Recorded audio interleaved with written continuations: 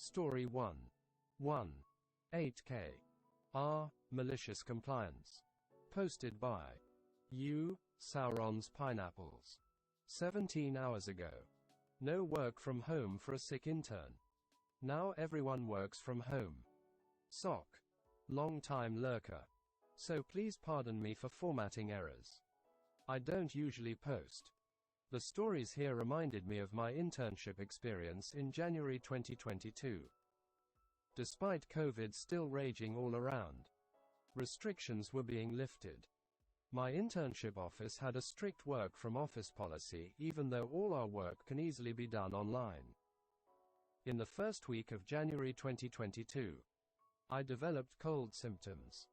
I immediately informed my team lead and senior associate, and requested permission to work from home. This wasn't even a request for time off, since I was an intern eagerly trying to impress. My senior associate decided to have none of it. Being the brilliant manager, don't ask me about the management hierarchy. There isn't one. That he was. He refused to allow work from home. Everyone, including interns, must be in the office during work hours. COVID wasn't a concern because, according to him, they would closely watch my symptoms by checking my temperature throughout the day. Note: I took paracetamols to control my temperature until my COVID test results came in while all this was happening. Nothing to be done. I complied. 2 evenings later, my COVID test returned positive. Because of exposure, everyone had to work from home for the next 2 weeks. Turns out more people were also positive at the same time. While everyone had to return to the office in February, interns were expressly instructed to work from home for another month. Edit. Formatting and sentence indicating compliance. 115 comments. Award. Share. Save. 114 people here. If you're enjoying this video, like, comment, subscribe, and turn notifications on. Story 2. $13. 6K. R. Malicious Compliance. Posted by U. Wasting Tim away. 1 day ago. Picky Karen does not want to listen to my explanation. Sock. I used to work at a Tex-Mex restaurant. You know, the ones that charge like $12 for a taco. I had a customer come in and she asked for 2 quesadillas that was gluten-free, cheese-free, vegan-free, hell IDK, everything else free. I told her everything we normally put on it and she said no to everything. So basically, all she wanted was our gluten-free wrap with lettuce and tomato. Okay, that is fine. But if I put this like that into the system, it will be $12 a piece. Dot. Dot. Dot. Dot. Dot. Dot. I can just get you a lettuce wrap with tomato and it will be $2.25. I was even going to heat it up a little, the bread, for her. I tried 2 times to explain this to her and she interrupted me and said, I know what I want. I want the quesadilla this way, and if you can't understand this, then go to the manager. So I understood her, got it made the way that she wanted and brought it out. She gave me a smirk and was like, see, I knew you could do it. That made my blood boil and I was in shock that she was so dense. Once the bill came, she grabbed it and before I could walk away she yelled, excuse me, so loud the surrounding tables all stopped. Yes ma'am, what can I help you with? I asked. Why the hell is it $24 for my 2 quesadillas? Because the price on the menu is $12 each. Yeah, but I didn't get any of the included items. Yes, but you ordered 2 quesadillas. Therefore that is what you got charged. She of course spoke to the manager, who sided with me, and the lady paid her bill, the full $24 for those quesadillas. I did not, however, get a tip. 689 comments. Award. Share. Save. 37 people here. If you're enjoying this video, like, comment, subscribe, and turn notifications on. Story 3. $983. R. Malicious Compliance. Posted by U. Notalata Sleep. 21 hours ago. Attend a mandatory interview for a job they don't want. MOC. Another subreddit comment jogged my memory about this, and I thought you'd appreciate it here. In my late teens, I worked for the job center. I was sitting in observing an employer interviewing for warehouse jobs. My role was to confirm the attendees were responding seriously rather than just to keep getting benefits. My checklist was specific. Just a numbered list with check yes or no. Did they answer X question in full? 15 questions. Nothing personal about the client, like how they present themselves or the content of their answers. We had one client who had been unemployed since before my birth, Mr. P. Not incapable of working. He just didn't want to. Nice enough chap. And very well educated. Sadly for him, had been informed that if he didn't attend this job interview, his benefits would cease for 26 weeks. In he trots to his mandatory interview. It'd obviously been raining because he was rather soggy. And smelt like when you open a tent that's not been used for a long time. H is wearing full camo gear. A baseball cap saying "bad girl looking for a good time" whilst pulling a shopping trolley filled with newspapers wrapped in twine. H is also wearing leather sandals with socks. He proceeds to remove his sandals and very wet socks. Wrung him out over the carpet and carefully placed the socks on the radiator. By this point, the interviewing manager's chin is on the floor and I'm trying not to look anywhere but my own lap in case I start sniggering.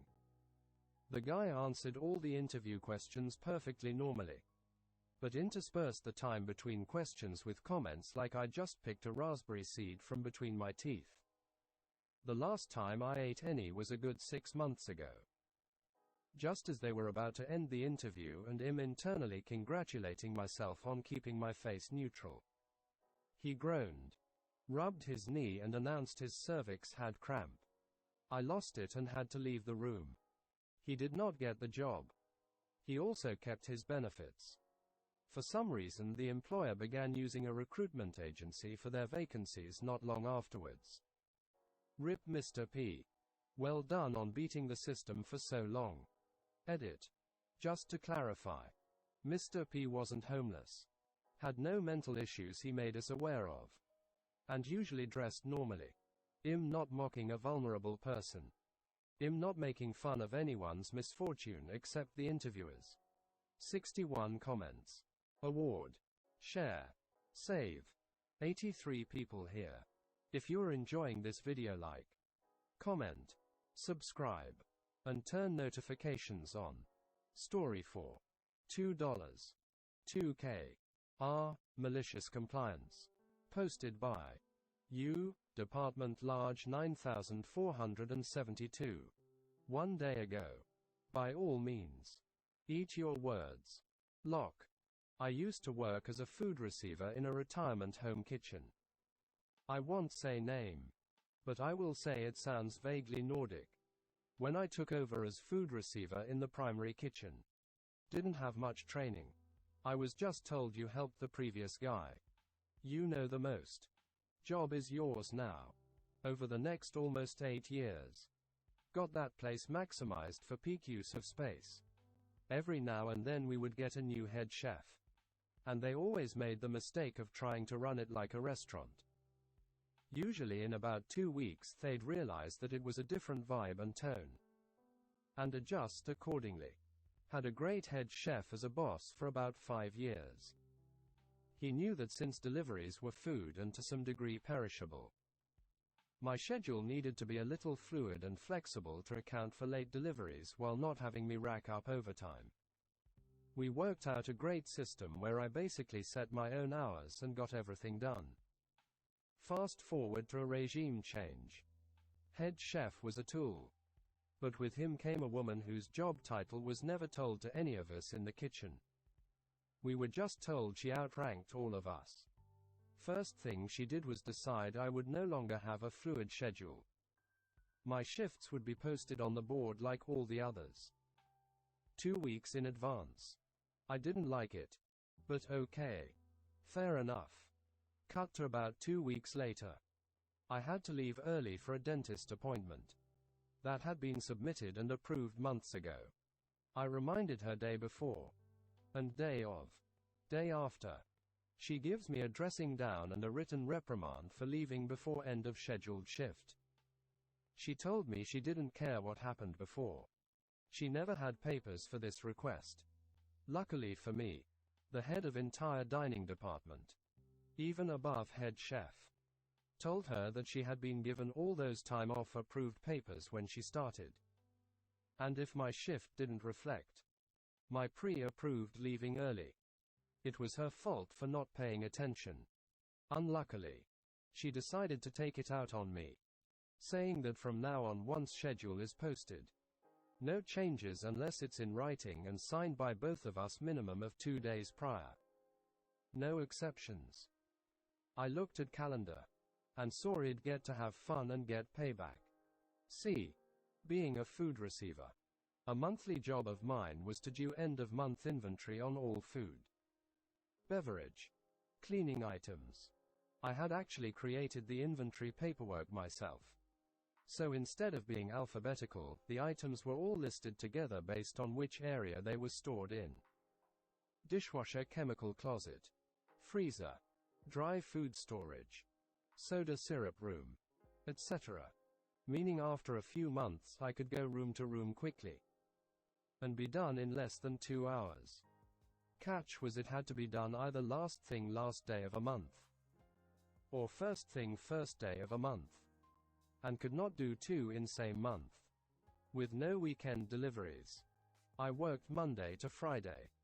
Now under the old cool head chef, if I had to do it on a Saturday or Sunday, I'd just come in and do it, then leave early on a slow day, cancelling extra hours.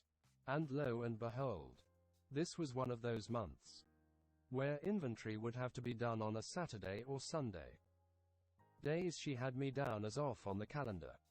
I grinner like Tim Curry, Grinch in Home Alone 2, and waited. Sure enough, last Friday of the month, she asks me, which day are you coming in to do inventory? I told her I wasn't. I was scheduled off. She goes into a tirade about it's your job. You don't tell me no. I'll have you written up, etc. I calmly told her making the schedule was her job and responsibility, not mine. This earned me I don't care what the schedule says. You're coming in this weekend. To which I sweetly and sarcastically asked if she had a paper signed by both of us, and dated no later than yesterday, about us agreeing to this switch. You know, I said.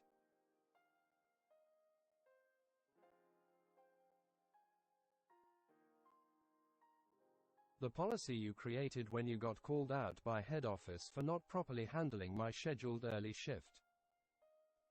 If smartphones had been commonly around in 2009, I would have taken a picture of her face. I found out from Weekend Crew it took her almost an entire day to do it herself.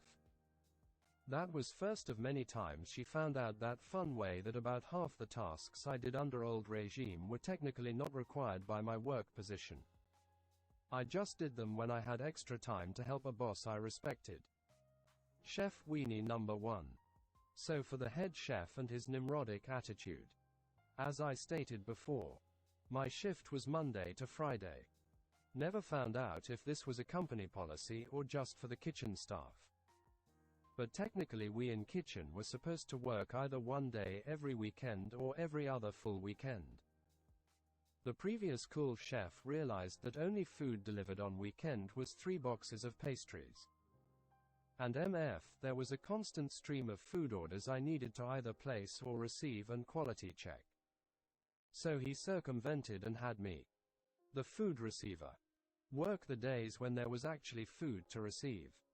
Now Chef Weenie comes around. He thinks I've politicked to get all weekends off, and tells me you're coming in Sunday. I try to explain to him there's a logistical reason I have off weekends. He just interrupts me, claiming that my days of special treatment are over, and that even though there's no deliveries, just find something to do. Clean the freezer, fridge, or something. So I come in on Sunday. Now I kept areas pretty clean on a daily basis. Only falling behind by a day from time to time if I had heavy deliveries or something. 2 walk-in freezers. 1 walk-in fridge. 1 dry food storage room. And 1 soda syrup room. Except this Sunday they were all recently cleaned with no issues. So spent 8 hours puttering around. Now a side tangent about delivery schedule. Chef placed orders for the raw meat, seafood and fresh produce daily deliveries. I placed orders for twice a week ice cream deliveries. Twice a week milk deliveries. And the big orders of bulk foods. I forget ice cream and milk schedule.